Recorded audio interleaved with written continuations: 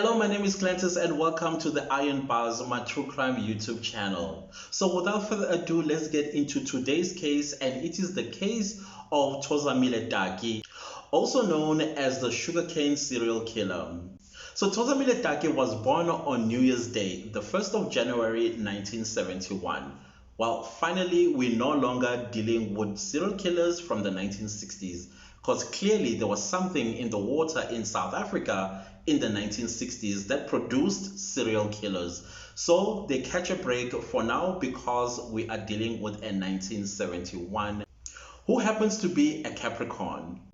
Thozamile Taki was born in Port St. John's village called Majola in the Eastern Cape, which is another ninth province of South Africa situated in the east of South Africa. So Thozamile Taki was the oldest of 4 children to his mom and dad. Unfortunately, I could not find what their names were. When Thozamile Taki became of age, around 18-19 years old, his father decided to call it quits and he ran away from the family and he was never seen again. However, at the time of Thozamile's father's disappearance, his mother took ill. So Thozamile, as the eldest boy in the home, he had to take the responsibilities of his father by taking care of his siblings. He had to take a part-time job so he was able to feed his family together with his sickly mother. This made Thozamile Taki extremely frustrated because he could not be like all the other teenagers, going out and hanging out and doing all the things that people of his age were able to do at the time. All he had to do was to grow up real fast and become the head of the family in his father's absence. Unfortunately, Thozamile Taki was not a fan of school simply because school life was boring and unchallenging, uninspiring. I'm guessing it was the Bantu education system, which is an education system that was watered down by the apartheid government in order to produce cheap laborers as well as exploited laborers, as well as uncritical thinkers as a result of that. So because Thozamile Taki was quite intelligent, he found school extremely uninspiring, extremely unchallenging to him. As a result, in grade 4, he decided to drop out. In grade 4, that's almost illiterate as far as I'm concerned.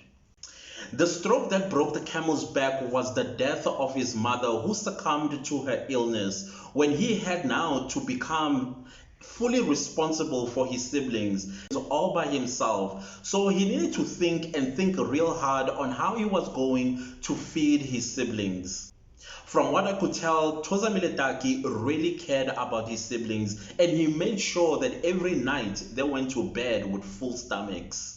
So in early 1995, unfortunately, Thozamile Taki decided to go into the criminal route by doing some petty theft, shoplifting, like basically shoplifting food stuff and anything that he was able to sell in order for him to get some money and buy food or groceries for his siblings.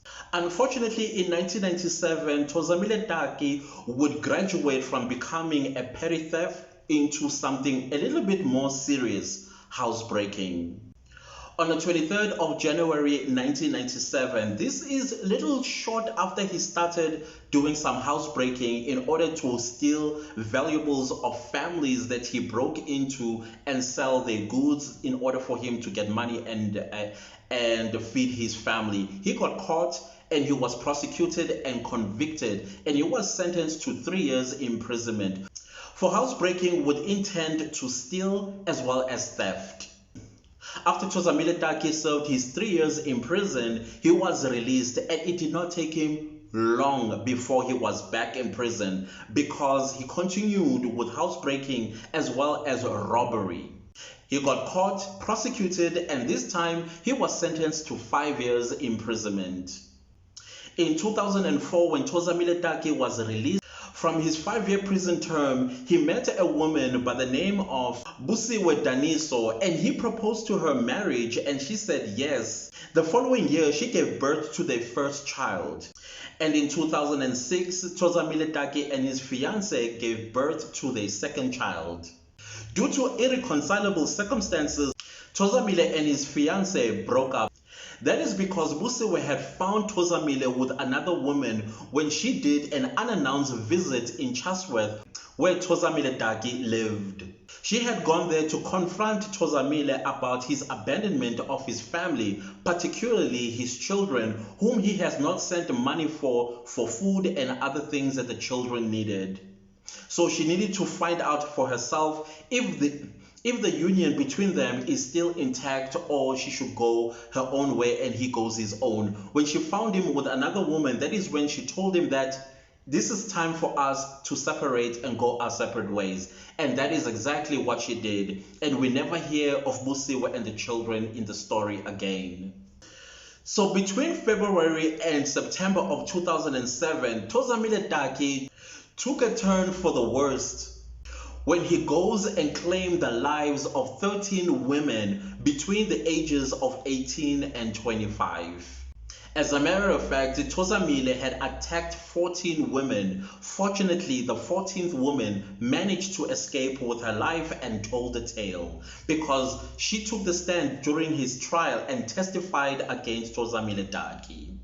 On the 9th of September 2007, in a small town called Umzinto, but there was a small village that was semi-rural, semi-township, semi-informal settlement, which was near a sugarcane plantation. On this particular Sunday, many people had gone to church. Some people were sitting under a tree because it was springtime in South Africa, and that particular spring day, it was very hot. So some people were sitting under the tree shade when a dog carrying a human head that was decomposing, that looked like a female head. The people jumped, shocked, and ran away, but they had to compose themselves and come back to this decomposing head and basically investigate to see if they were seeing correctly. Indeed, it was a human head. So the community quickly spread the news across, including the people that were sitting in church listening to their pastors preaching to them. And the announcement was made and everybody was stone shocked.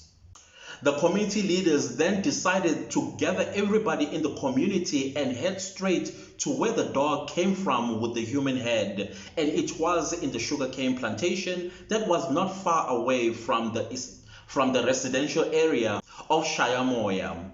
So the community went into the sugarcane plantation to search for the body of this head. And indeed, people came across a headless body of a woman. Unfortunately, she was badly decomposed at the time when they found her. So just as when they were surrounding this decomposing body, someone else ran to the crowd and said, "I found another body of a woman not far from here." That particular day, on the 9th of September, 2 female bodies were found by the community. The community could not believe what had happened to them. They wanted to get to the bottom of this and find the person responsible for the killing of these 2 women. Little did they know that there is more to be found. The news of the 2 bodies found in the sugarcane plantation in Shayamoya spread like wildfire to the nearby villages as well as towns. And that is when all the community leaders of the neighboring towns and rural areas told the community of Shayamoya to involve the police, not to take the law into their own hands or suspect anybody in the community to be responsible for the killing of these 2 women. Indeed, the community of Shayamoya called the police and got them involved, told them about the headless body that they found together with another body that was found in the same sugarcane plantation. And the police did not waste any time. They descended down to Shayamoya sugarcane plantation, and indeed they found 2 bodies that the community have found. Unfortunately, the second body itself was badly burnt as well as badly decomposed. So the Potchefstroom Crime Unit as well as the KwaZulu-Natal Provincial Crime Unit decided to form a task team in order to scour the area and see if there would be more bodies that might be found. On top of that, they called Pretoria and asked for a team of expert forensics to also come down to KwaZulu-Natal and help in the search of any more bodies, and if any more bodies were found, they would do the expertise that forensics do in order to collect evidence and find the perpetrator that is responsible for the killing of these women. So on or about the 11th of September 2007, the Potchefstroom Crime Unit, the KwaZulu-Natal Provincial Crime Unit, together with the Pretoria forensic team, including cadaver dogs, descended once again to the Shayamoya sugarcane field, where they started to scour the field to search for any more bodies that they may find. And what do you know? They discover 11 more bodies in the sugarcane field, and they were all about 15 meters apart from each other. Unfortunately, some of the bodies were badly burned as well as decomposing, and others were just badly decomposed. Now, if I understand the practice of sugarcane farming, is that at some point, I think when the sugarcane has matured and it's ready for harvesting, the farmers or the owners of the sugarcane plantation, they would set the entire plantation on fire. I'm not sure for what good reason, but I think it's to burn off any dried leaves or any leaves that might hurt the farm workers when they start chopping down the cane. And I'm not sure, maybe to also enhance the juices of the sugarcane. I did not do my research on that one. Please forgive me. If you are a sugarcane farmer, please do let me know of this practice. Why exactly do you burn the sugarcane? It will be very interesting to me. However, so some of the bodies, clearly they were burnt during that time before the harvest time, and some bodies were not burnt, but they were badly decomposed. So after the discovery of the 11 bodies plus 2 bodies that the community have found, the police were not sure if they were dealing with a serial killer on their hands. But some police were in denial. Some were saying, no, we are definitely dealing with a serial killer, because his modus operandi is clearly targeting young women as per the evidence that was sitting before them. The forensic team estimated or determined that the bodies of the women that were found in the sugarcane field were between the ages of 18 to 25.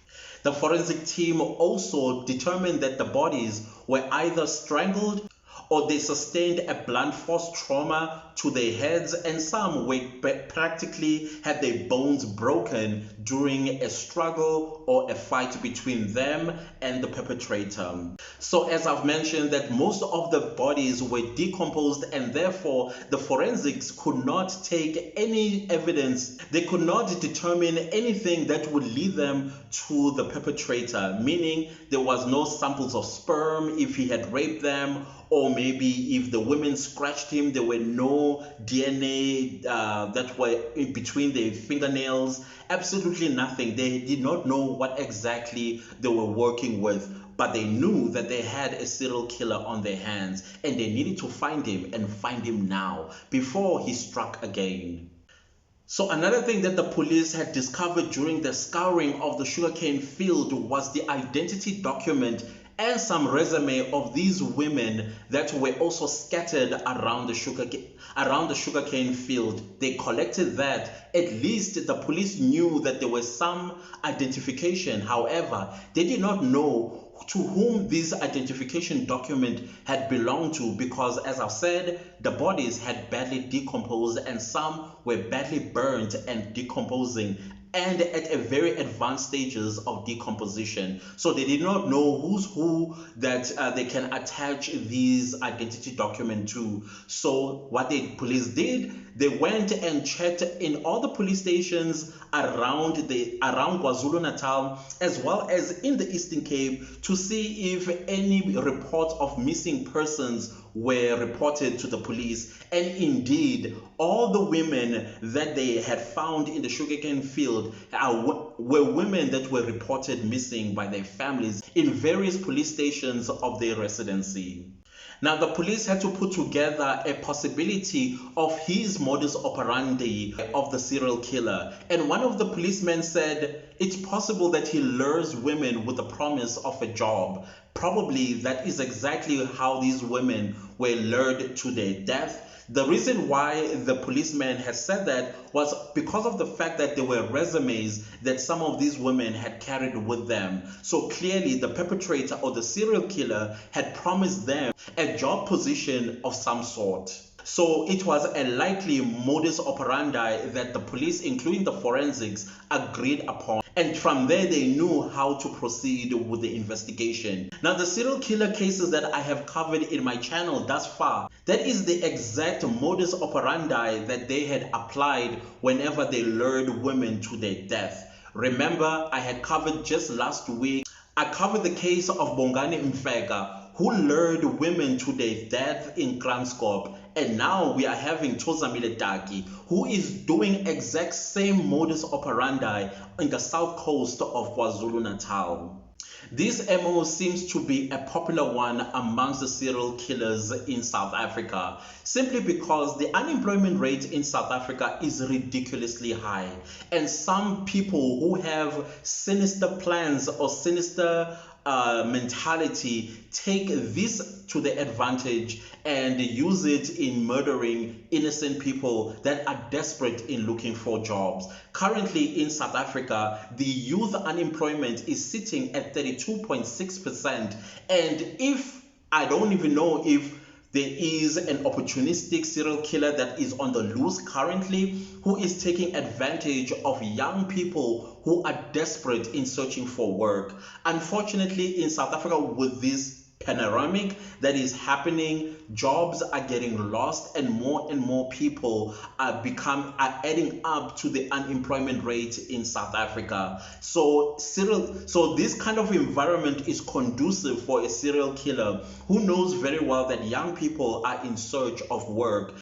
So I hope and pray that there is no serial killer that we don't know of at this point in time, while the unemployment rate is sitting at 32.6%. Youth unemployment I'm talking about. So let's just hope so, because the only job scam that I'm aware of is that some people would promise people jobs, but they would tell the person that you already have a job. The only thing that I need from you is you pay me X amount of money in order for you to secure the job. So many young people run to their relatives as well as loan sharks and even banks to borrow money to pay this so-called job recruiter the money that he wants. And either when they pay the money, they will never see the person again, or if they do, if the job is real, they will place them in this job, but for the next 6 salaries, that means for the next 6 months, the money that they earn or the salary that they earn does not go to the owner of the salary. Instead, it will go to the person that found them the job. Now, I don't know what kind of evilness is this, but all I know is that this is evil, and this evil needs to be curbed, arrested, convicted, and throw away the keys and let them rot in prison for the rest of their lives. In some instances, if you are a woman and then you are approached by a government official who's a male, he will demand sex from the woman in order to give her the job. Many women have fallen trap to that scam, and those men need to be found, arrested, convicted, and also thrown in jail for the rest of their lives, because all that they are doing is destroying the future of these women, because some of these men are sick. I'm talking HIV sick. So the forensics found it extremely difficult to find evidence that could link who the perpetrator is to the bodies that they have on the slabs in mortuaries all across Potchefstroom. Some police felt that if he struck again, maybe he is going to make a mistake and leave some evidence, and that is how they were going to catch him. But that was a long shot, considering the fact that that the police now are involved because they found all the bodies that he had scattered around Shayamoya sugarcane farm. He might get caught and moved to another area, but they lived in hope. So the police decided to go to all the deceased women's family who had reported them missing at various police stations in KwaZulu-Natal. And that is when they interviewed the families and asked them how exactly did they leave the house, who they were going to meet. All that the family knew was that their loved one, they had gone to meet a man who had promised them a job, which was guaranteed. They had to raise some funds in order to give to the man. The funds that the man had asked was between 300 and 3,000 rand in order to secure the job for these women. So meaning that the women, in order for them to get the job, they had to pay him either 300 rand or 3,000 rand. It's what exactly I was saying earlier on, that currently that's the scam that is happening in South Africa. Somebody would promise you a job, but you need to pay them X amount of money. I think right now they are saying somewhere between 8,000 and 15,000 rand, and then they would basically give you a job. And if you pay that 8,000 or the 15,000 rand, they would either place you in a government office, or they would just run away altogether with your money. Now, in this case, the man would demand 300 rand or 3,000 rand to your death. Instead of a job, he kills you. So that kind of like confirmed the MO to the police that they had put together, that this is how he lured these women to their death, that he promised them a job and then he would take them to the job, and when he gets to wherever he got to, he murdered them and then dumped their bodies in the Shayamoya sugarcane field. So not long after, a woman came forward and told the police that she was in a taxi and met a man who told her about a job opportunity. The man has said to her, if you are interested, this is how much I would like you to pay me. With her, he asked for 300 rand. The woman felt that 300 rand was not that much of money. And in fact, she even had the 300 rand on her. And she was interested in the job because she was in search of work. But as the taxi proceeded and the man stopped the taxi and told her, we need to get off so I can take you to the company where you're going to start working, that is when she changed her mind, because she felt something and she was like, nah, I changed my mind. It's okay. I will find the job on my own in another way. And so thankfully, she did not go with this man, because she would have been body number 14 if she had jumped off with this man.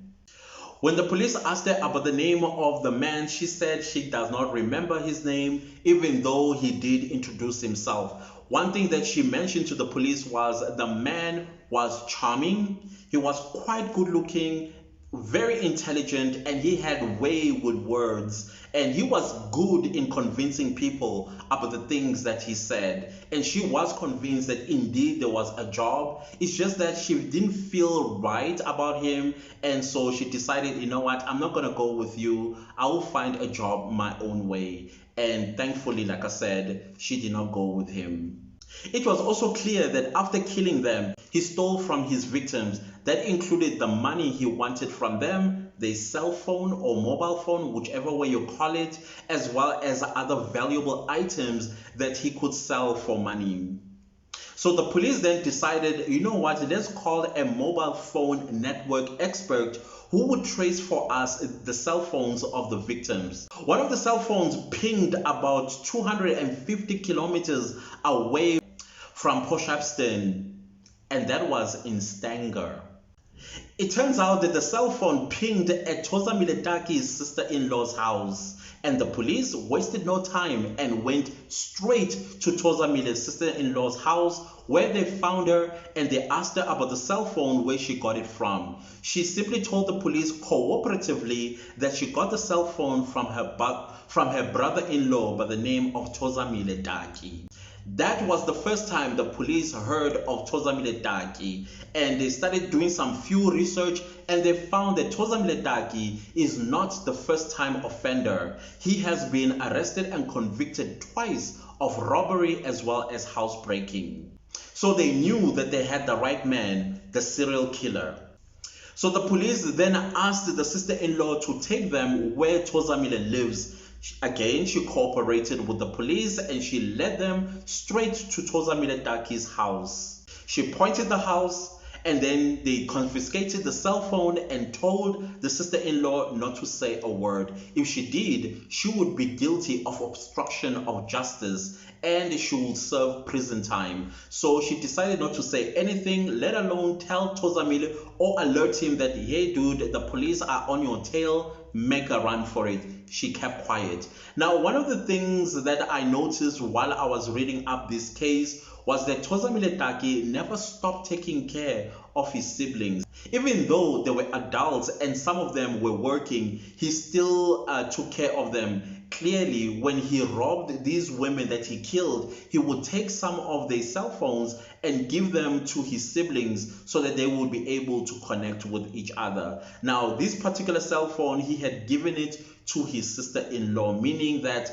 that is his brother's girlfriend or wife. I'm not sure why they are called sister-in-law because it doesn't mention anything about them being married, but they just say it's sister-in-law. So maybe the brother then gave his wife or girlfriend the cell phone to use. That's how the police managed to trace the cell phone pinging at the sister-in-law's house, and it led them to Thozamile Taki, which was a brilliant idea, by the way. Thank goodness for technology. So on the 24th of September 2007, the police did a dawn raid on Thozamile Taki's home in Chatsworth. Basically, the raid was between 2 and 3 o'clock in the morning because they knew at that time the perpetrator would be asleep in his house. And indeed, Thozamile Taki was in bed with his girlfriend. The police placed both Thozamile Taki and his girlfriend by the name of Hlengiwe Nene under arrest. Now, the reason Hlengiwe Nene was arrested was because the police felt that she was an accessory after the fact, and therefore they charged her as such.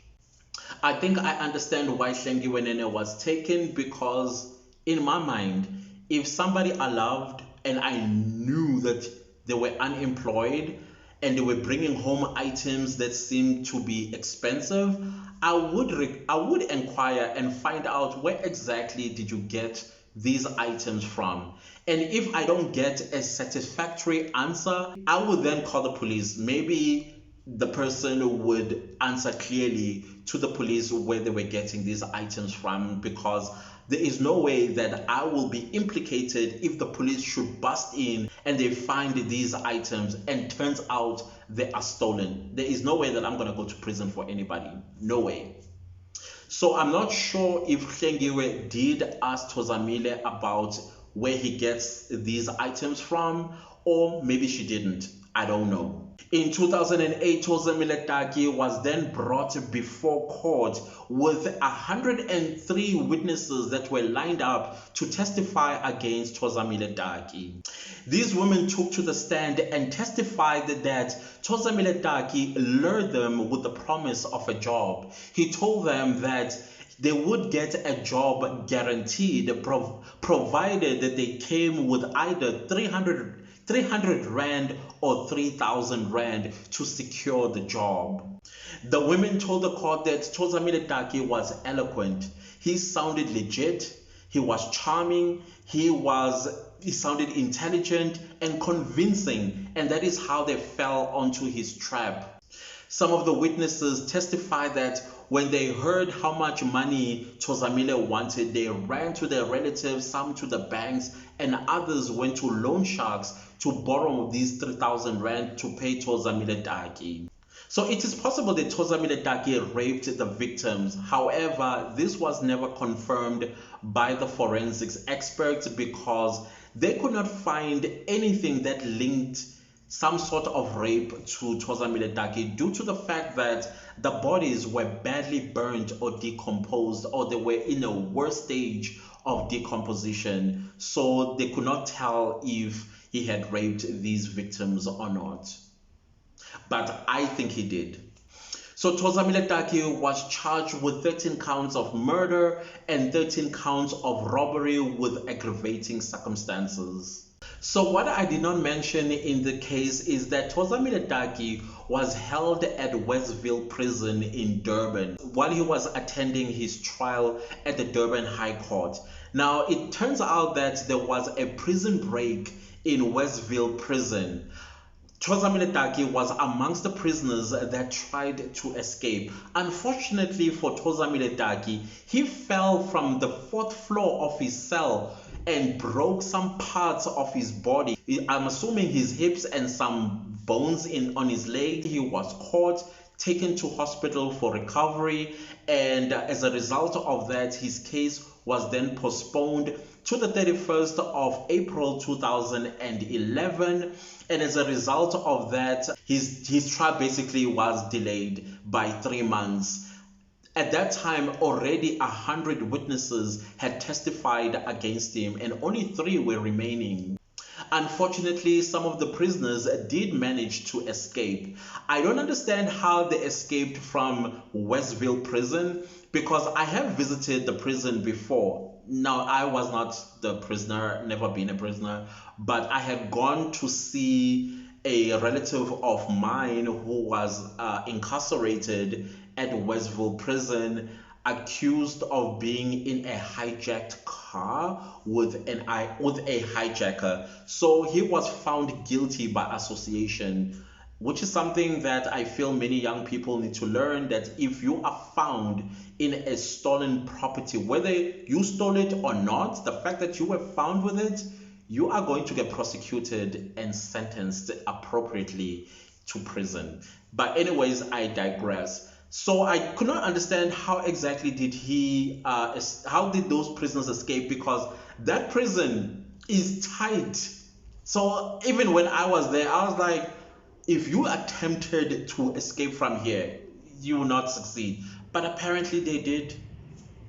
So the presiding judge, Judge King Ndlovu, decided to send Thozamile Taki to the harshest sentence he could find, simply because the judge was very upset at Thozamile Taki for taking advantage of the unemployment rate in South Africa by luring people to their death. And he wanted to curb this to never happen again and set an example with Thozamile Taki. Little did the judge know that there was another sugarcane serial killer who used the exact MO, and that case is coming next Sunday. Like the cold-blooded killer Thozamile Taki was, he showed absolutely no remorse. Now, I have a little bit of a problem with the remorse thing in court that is always brought up, simply because remorse, you can fake it. You can pretend to be remorseful when you know you're not remorseful. And I don't understand why it's always brought. The only thing that I care about is the evidence, the facts. And then I care about the full might of the law applied onto the facts or evidence that is brought before the court, not the person's remorse, because I can pretend to be remorseful. For example, I went on a 7-day fast. Let's say while I was on a 7-day fast, I decide on day 2 to cheat. And then I get caught eating a piece of cake. And then I tell the person who knows that I am on a 7-day fast that, you know what, I'm sorry, I'll never do it again. And then they actually believe me. And then off they go. And just when they turn their backs, and then as soon as they turn their back, I go back and I eat more of the piece of cake I was caught eating. Have I been remorseful? No, I pretended to be remorseful. So why do we keep bringing this up in court when, to me, it's a factor that is neither here nor there? Why do we always want to see that the perpetrator showed remorse? At the end of the day, this individual murdered 13 women. Clearly, he has no conscience, and why shouldn't he show remorse? And that is why this particular one was even laughing at the witnesses that were testifying against him. So can we get rid of this remorse thing in court and let's talk about the evidence? If I am wrong, please do comment down below and let me know what is your own opinion about the remorse thing in court. And evidently, Thozamile Taki is not a first-time offender. He was tried and convicted for theft and housebreaking. And I'm sure during those trials, he showed remorse. And yet, here we are. He has murdered 13 people. What sort of remorse did he show the first 2 times? So he pretended. So you see how useless this whole remorse thing, I don't know. I don't know. So after 2 years being imprisoned, Hlengiwe Nene was released because she was acquitted by the court, which found her not guilty of being an accessory after the fact. In fact, the court said Hlengiwe Nene had no idea that Thozamile Taki was murdering women and stealing from them. Unfortunately for Hlengiwe, it was too late because her character was brandished with the fact that she was with a man that was murdering people, and some people who were protesting outside the court felt that she knew exactly that Thozamile Taki was doing this. They did not believe that she had nothing to do with it. As a result, the police decided to escort her at the back of the court in a police van, a decoy basically, and that's how she managed to escape the crowd that was outside. Because if they had led her through the crowd, they would have attacked her. Unfortunately, again for Hlengiwe, in the society, she was seen as a criminal, and that also destroyed her reputation, resulting with her going to Thozamile and breaking things off with him. She told him, "You have killed me." Hlengiwe lived with the trauma of being in prison for something she did not do. Basically, this poor woman was distraught. I'm not sure where she is right now. I don't know what is her health status at the moment. I hope she's okay. But unfortunately, the community did not take kindly to her being there and things of that nature. So I just hope that she's fine. So during Thozamile Taki's aggravation of sentence or mitigation of sentence, the psychologists and criminologists described Thozamile Taki as a person who could not be rehabilitated. He was a danger to society, and that the court should send him to the harshest sentence so that he can rot in prison for the rest of his life. And I couldn't agree more. So during sentencing, the judge also noted that Thozamile Taki was quite intelligent. He was eloquent, he had way with words, and also a charming man, and he understood how these women could have fallen in his trap because indeed he sounded legit. However, the judge did mention that Thozamile Taki did show his true character in court when the witnesses had taken the stand and testified against him, and he laughed at them and smiled at some of them, basically showing them that he doesn't care. And the other way he showed his true character was when he attacked a photojournalist that was trying to take pictures of him. Thozamile Taki did not want pictures of him taken by journalists. So the judge told him, "Don't look at the camera then." So at the end of the day, Judge King Ndlovu sentenced Thozamile Taki to 13 life prison terms, which were going to run concurrently. Additionally, he gave him 208 years for the 13 counts of robbery with aggravated circumstances. So meaning that Thozamile Taki will never see the light of day in his life again. He is going to rot and die in prison. Judge King Ndlovu described Thozamile Taki as a jackal in a sheepskin. The community of Shayamoya sugarcane field erected a memorial of the 13 victims that were found in the sugarcane field. And their names were Charity Ndlovu, Nombali Ngobo, Makosi Mgobozi, Nonjabulo Mbanza, Tandega Ntabeni, Charity Mtetwa, Nosiki Nozozo, Sizile Chongaye, Tandazile Bogoda, Kanyisile Ngiyayana, Rose Mjoli, Nokolo Mbande, Pilisiwe Mbanza, and Nonjabulo Mbanza. I apologize if I butchered some of the names. I'm a coconut. South Africans will know what that means. So Thozamile Taki was considered as the worst serial killer in KwaZulu-Natal. Again, little did they know that there was another serial killer who was using the exact MO in the exact province of KwaZulu-Natal. And I am going to cover that case next Sunday.